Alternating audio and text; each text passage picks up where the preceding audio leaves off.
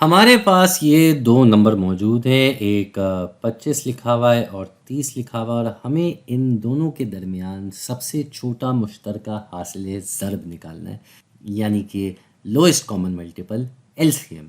तो भाई मुश्तरका हासिल ज़र्ब क्या होता है? वो नंबर जो कि 25 और 30 के पारों में आ रहे हैं और मुश्तरका हासिल ज़र्ब का मतलब जो कि दोनों के पारों में मौजूद हो, ऐसा कोई नंबर।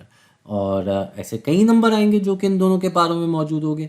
हमें सबसे छोटा वाला चाहिए भाई। तो हम क्या करते हैं, हम इन दोनों के पारे लिखना शुरू कर देते हैं। अरे हैं तो ये बड़े नंबर, अब बड़े नंबरों का पारा लिखना आसान काम तो है नहीं, लेकिन चलें अब काम है ही तो कर ही लेते हैं। भाई 25 में सबसे पहले आता है 25, फिर इसमें मज़ीद 25 जमा करें तो 50 हो जाता है, 50 में मज़ीद 25 जमा करें तो 75 आ जाता है, फिर आ जाता है 100, 120, 150 मतलब 150। और इसी तरह 30 के लिए भी अगर हम लिखें, यहाँ जगह थोड़ी कम पड़ गई, एक और लिख देते हैं 175। तो ये हमने पारे लिख दिए अभी 25 के। अब 30 के भी लिखते हैं भाई। तो पहले आ गया 30, फिर आ गया 60, फिर आ गया 90, 90 के बाद आ गया 120, 120 के बाद आ गया 150, 150 के बाद आ गया 180 और आखिर में आ गया 210। जगह की तंगी होगी तो बस यहीं पे अपना काम रोकते हैं और हम यहाँ देख रहे हैं कि 150 वो नंबर है जो सबसे पहले इन दोनों में मुश्तरका तौर पे आ गया। सबसे छोटा मुश्तरका हासिल ज़र्ब इन दोनों नंबरों के दरमियान हमें मिल गया है, वो है 150। अब बात ये है कि ये पारे लिखना हर बार एक थोड़ा लंबा काम है और थोड़ा ख्वारी वाला काम है। कभी कभार आपको कोई मुश्किल नंबर मिल जाए, इससे भी बड़े नंबर मिल जाए, तो आपका काम काफ़ी मुश्किल हो सकता है।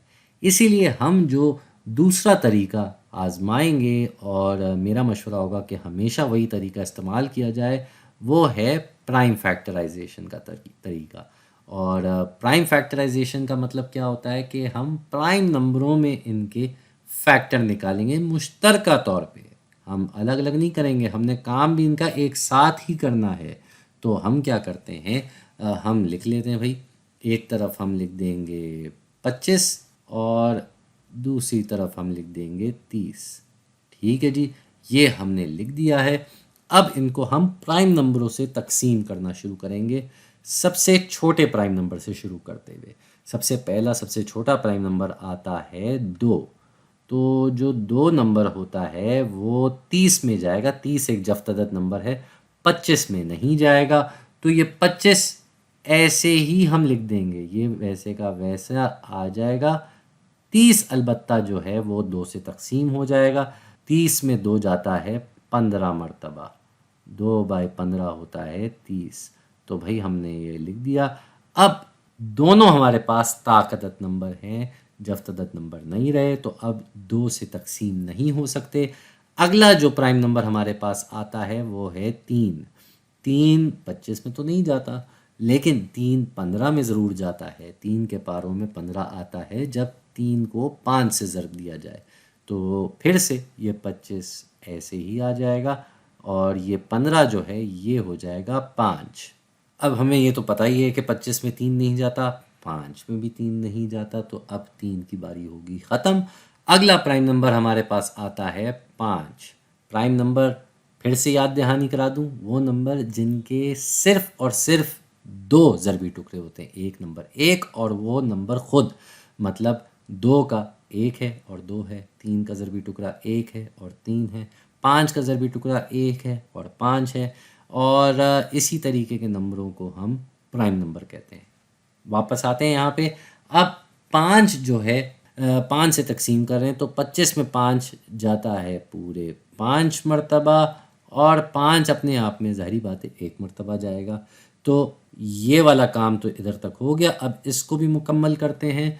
तो फिर से हमें 5 से तकसीम करना होगा और अब हमारे पास दोनों तरफ 1 और 1 आ गया, तो ये मज़ीद किसी प्राइम नंबरों से तकसीम नहीं हो सकते। ये काम करने का फ़ायदा क्या भाई? फ़ायदा ये है कि ये जो हमने इसके मुश्तरका तौर पे प्राइम फैक्टर निकाले हैं, मतलब प्राइम नंबरों में फैक्टर निकाले हैं, इनको हम आपस में सिर्फ और सिर्फ ज़र्ब करेंगे और हमारा जवाब आ जाएगा। जी, इतना आसान है ये। तो 2/3/5/5 ये आपस में हमने ज़र्ब करने हैं और हमारा जवाब आ जाएगा। तो भाई 2/3 होता है 6, फिर 6/5 होता है 30 और 30/5 होता है 150। तो फिर से हम उसी जवाब पे आ गए, 150 हमारा जवाब आ गया 150। और ये मेरे ख़्याल से ज़्यादा अच्छा टिकाऊ तरीका है। आप ज़रूर इस तरीके को अपनाएं, क्योंकि ये तरीका आगे आपको बहुत मदद करने वाला है। जब बड़े बड़े नंबर आएंगे और मुश्किल मुश्किल सवाल आएंगे तो पारे लिखना मुश्किल हो जाएगा भाई। ये काम ऐसा ही रहेगा।